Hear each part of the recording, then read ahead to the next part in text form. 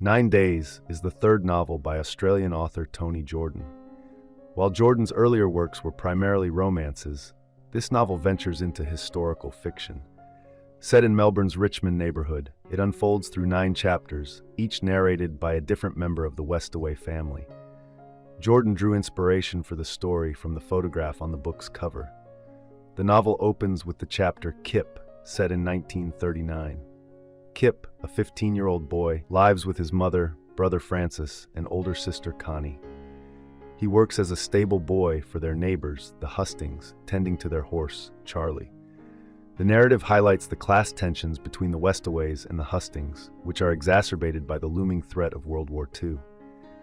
The second chapter, Stanzi, leaps to 2001. Stanzi, now a counselor, is privately battling deep unhappiness despite her outward success.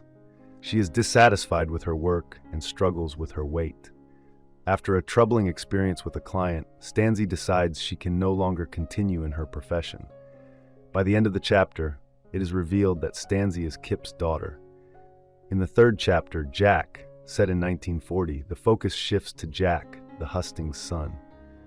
Recently returned to Melbourne after 18 months away, Jack feels confined by city life and faces societal pressure to join the military. His feelings for Connie are complicated by the long-standing rivalry between their families. The fourth chapter, Charlotte, takes place in 1990. Charlotte, Stanzi's sister in her mid-20s, admires Stanzi despite her sister's self-doubts.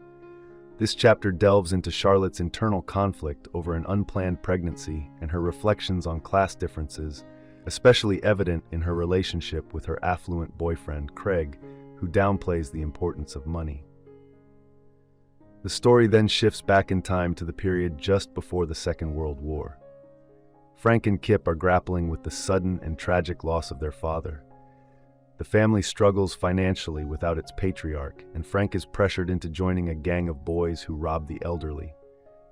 During a robbery gone wrong, Frank has an epiphany and vows to dedicate himself to his studies and make his mother proud. Annabelle reappears in the narrative, initially introduced as a cheerful girl and Kip's potential love interest. The author now delves deeper into her character, revealing that she is the primary caretaker of her alcoholic father. Annabelle manages the household alone, struggling to ration food to avoid shortages. She has remained unmarried, dedicating all her time to caring for her father. Francis declares his love for Annabelle and reveals his intention to ask her father for her hand in marriage. The story then shifts to the perspective of Jean Westaway, or Ma. It is revealed that Jack Husting has been killed in North Africa, leaving Connie devastated and pregnant with his child. Ma advises her against having the baby, warning that she would be ostracized as an unwed mother. Disregarding Connie's wishes, Ma arranges for an abortion.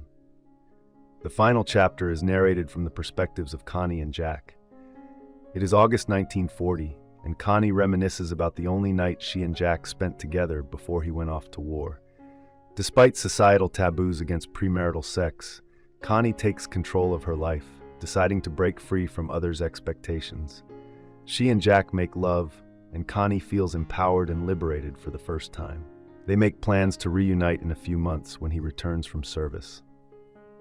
The photo on the book's cover, which inspired the story, is taken by Kip at the train station, capturing the moment Connie is lifted onto the platform to kiss Jack goodbye one last time. I hope you enjoyed this video. Leave a like if you did, and be sure to subscribe.